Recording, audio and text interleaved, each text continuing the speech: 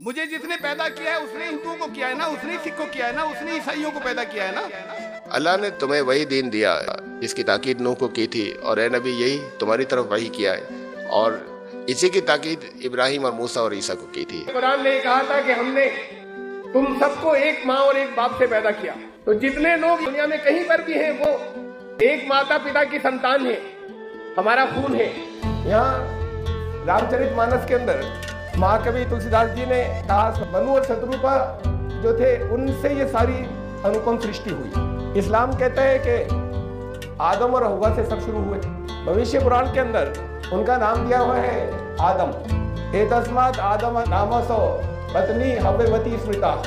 ये भविष्य पुराण के अंदर कि आदम उनका नाम था, पत्नी का नाम हव्ववती था। तो धर्म कहां से शुरू हुआ? भारतवर्ष से शुरू हुआ, इसलिए कि पहला इंसान यहां पर आया। जब मानवता यहां से शुरू हुई तो धर्म भारत से शुरू हुआ, और वही धर्म जो यहां से शुरू हुआ अलग अलग भाषाओं में फिर अलग अलग जगह पर ईश्वर ने दिया उसी धर्म को। भाषाएं अलग थी, कहते हैं सब वेद पहले आ गया, फिर क्या आवश्यकता थी?